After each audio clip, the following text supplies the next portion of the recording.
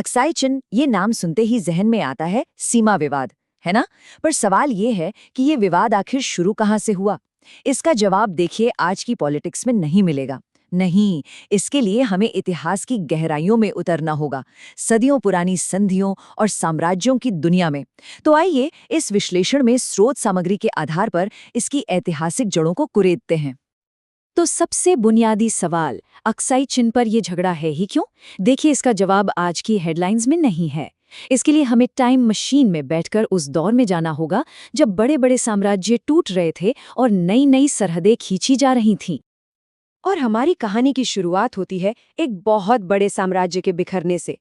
ये वो घटना थी जिसने इस पूरे इलाके का नक्शा ही बदल कर रख दिया। और यहीं से उस सीमा की नींव पड़ी जिस पर आज भी इतने सवाल उठते हैं।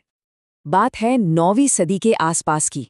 एक ताकतवर तिब्बती साम्राज्य था जो टूटकर बिखर गया, और इसी बिखराव से एक नया और आज़ाद राज्य उभरा जिसका नाम था लद्दाख। ये एक बहुत बड़ा टर्निंग पॉइंट था, क्योंकि यहीं से लद्दाख ने अपनी एक अलग पहचान बनाई और अपनी सरहदें तय करना शुरू किया। हमारी ये पूरी पड़ताल इन 4 अहम पड़ावों से होकर गुजरेगी। कहानी शुरू होती है तिब्बती साम्राज्य के टूटने से और पहुंचती है 2 बेहद जरूरी संधियों तक। और स्रोत सामग्री के मुताबिक यही वो 2 संधियां हैं जिन्होंने इस पूरे सीमा विवाद को जन्म दिया।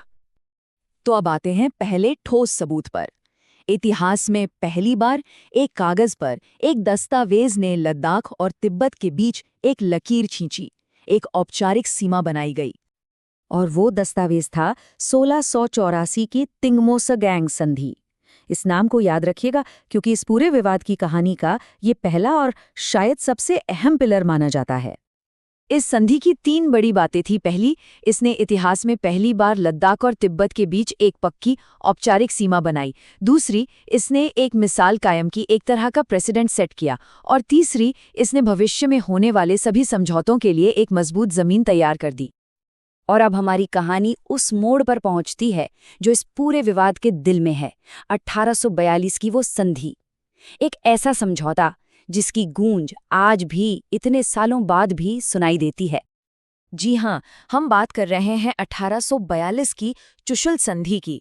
ये वो दस्तावेज है जिसकी एक एक लाइन की व्याख्या पर आज के सारे दावे प्रतिदावे टिके हुए हैं। अच्छा, तो ये संधि हुई थी एक जंग के ठीक बाद। एक तरफ थे लद्दाख पर राज करने वाले सिख डोगरा साम्राज्य के नुमाइंदे, उन्होंने दस्तखत किए।